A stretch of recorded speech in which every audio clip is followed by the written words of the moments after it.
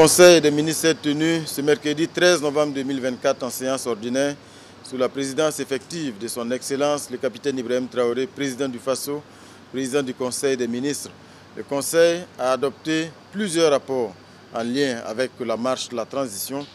C'est ainsi que pour le compte du ministère de l'Économie et des Finances, le Conseil a adopté plusieurs rapports, parmi lesquels l'avant-projet de budget de l'État exercice 2025, ainsi que le décret portant mise en œuvre sans délai des sanctions financières ciblées par les assujettis aux obligations de la lutte contre le blanchiment de capitaux, le financement du terrorisme et la prolifération des armes de destruction massive au Burkina Faso.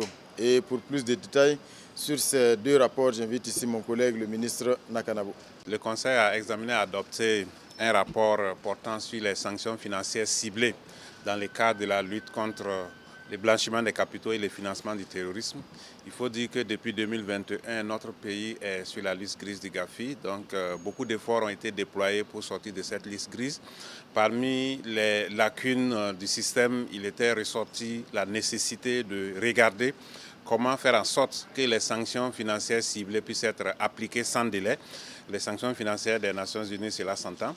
Et donc aujourd'hui, le rapport qui a été adopté va permettre de renforcer le dispositif juridique. Et donc dans ce sens, on va identifier les sanctions à appliquer en cas donc de manquement aux dispositions. Et également, les quantums des astreintes et autres ont été fixés. Tout cela va permettre de renforcer les dispositifs juridiques de lutte contre le blanchiment des capitaux et le financement du terrorisme et accompagner les efforts du gouvernement pour sortir de la liste grise du GAFI. Et bien sûr, venir couronner tous les efforts qui sont fournis depuis 2021 pour la sortie de cette liste grise. Le deuxième dossier concerne l'avant-projet de budget 2025.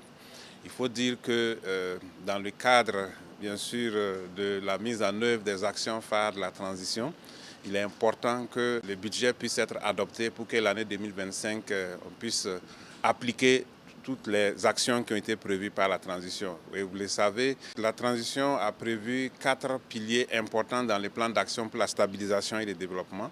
Le premier pilier porte sur tout ce qui est lié à la lutte contre l'insécurité. Le second pilier porte sur tout ce qui est lié à l'action humanitaire. Le troisième porte sur la réforme de la gouvernance et le quatrième porte sur la réconciliation et la cohésion sociale. Le projet de budget de 2025 est arrêté en recettes à 3 193 milliards et en dépenses à 3 593 milliards. Le fait marquant pour cette année est que après l'arbitrage du budget au niveau du ministère de l'Économie et des Finances, au regard bien sûr des priorités du moment, son Excellence, Monsieur le Président du FASO, a reçu chaque ministre en arbitrage pour voir comment recentrer le budget sur les priorités, notamment les investissements structurants au profit de l'État, mais également les actions liées à tout ce qui est investissements sociaux, notamment dans le cadre de l'éducation, de la santé, de la protection sociale.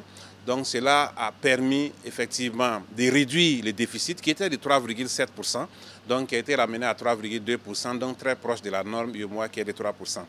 Et tous ces efforts qui ont été fournis ont permis bien sûr de réorienter un certain nombre de dépenses qui étaient engagées pour le fonctionnement vers les secteurs sociaux.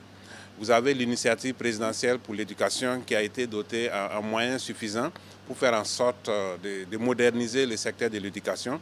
Vous avez l'initiative présidentielle pour la santé qui a également été dotée en moyens suffisants pour faire en sorte que le secteur de la santé puisse connaître une amélioration et qu'on ait une très bonne couverture sanitaire, aussi bien en quantité, en termes d'infrastructures, qu'également en qualité. Donc ce projet de budget, s'il est adopté par l'Assemblée nationale, va permettre de faire en sorte qu'à l'année 2025, nous puissions améliorer tous les indicateurs en matière de gouvernance, en matière d'infrastructure, en matière de secteurs sociaux. Et cela va permettre d'améliorer considérablement les conditions de vie des Burkinabés, bien sûr tout en mettant l'accent sur la lutte contre l'insécurité, mais en essayant de faire en sorte que les questions de développement soient prises au sérieux, questions liées à l'agriculture, aux infrastructures, également à la santé, l'éducation. Voilà donc ce qu'on pouvait retenir de ces rapports qui ont été examinés et adoptés aujourd'hui en Conseil des ministres. Merci.